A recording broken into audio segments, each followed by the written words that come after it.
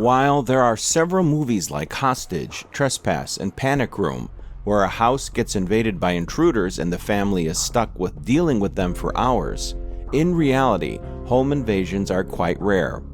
There are 3 reasons for this. Firstly, most burglars prefer an easy crime. They wish to strike when the house is empty and there's no one around to subdue. Secondly, there's always an element of danger for the intruders too if the occupants are armed. Thirdly, home invasions require 2 to 3 intruders working together. It has to be fast and systematic. Most home invasions are over and done in a short time. The intruders will quickly try to subdue you while they rob the home.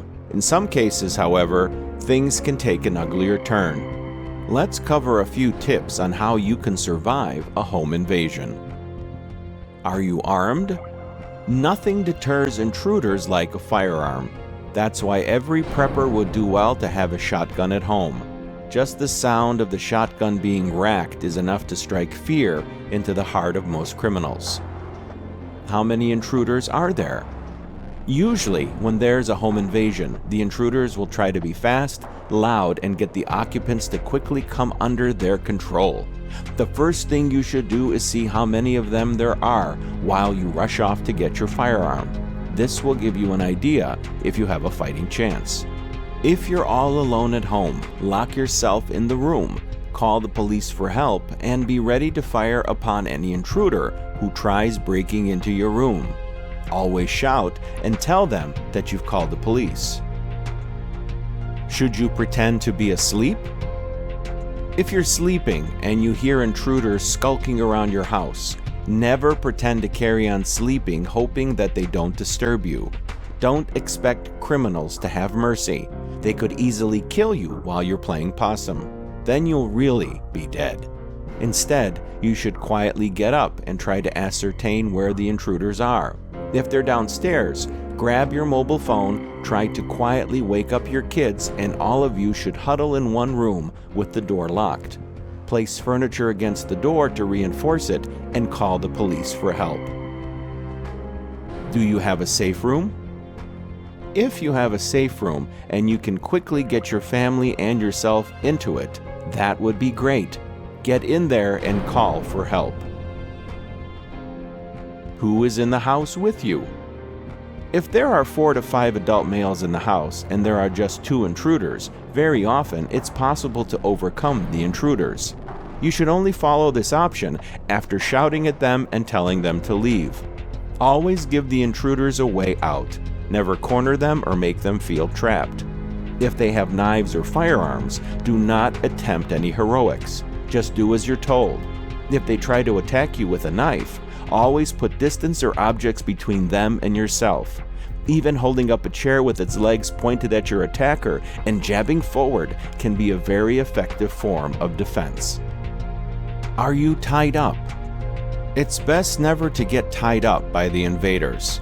That will put you completely at their mercy. If they do not have weapons, use improvised weapons and fight back. Never allow yourself to be tied up if you can avoid it. If you do get tied up, you can break duct tape by rubbing it against a sharp surface.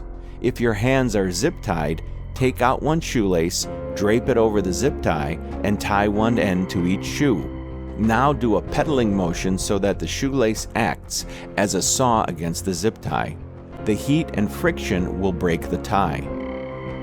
Improvised weapons. As mentioned earlier, always remember this: you are never unarmed. Objects all around your house can be used as weapons. If you can use it to stab, slash, or smash, it's a weapon. A frying pan is a weapon. So is a rolled-up magazine. The pretty flower vase that's used to smash an intruder's head is a weapon. Your kitchen knives, pens, chairs, etc. can all be used as weapons. Never fear making a mess or damaging your items. Home invasions can lead to rape or even murder if allowed to escalate.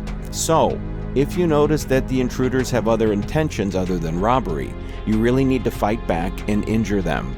Here's a point to note. If they attack you, always aim to injure one of them as badly as you can. Stab their throat with a pen, or if you have a knife, use that instead. This can be extremely demoralizing to the rest of the intruders because now it means that their partner may need medical attention and law enforcement will be able to track them. So, their priority will be to get their friend and escape as fast as they can. Coping with the aftermath.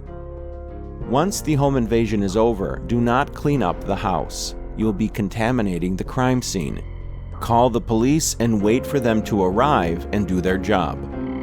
Follow these tips and your chances of surviving a home invasion will be much higher. Always try to retreat to a locked room and call for help instead of taking them on. Only retaliate if you feel like your life is in danger and they'll hurt you. Trust your gut instincts.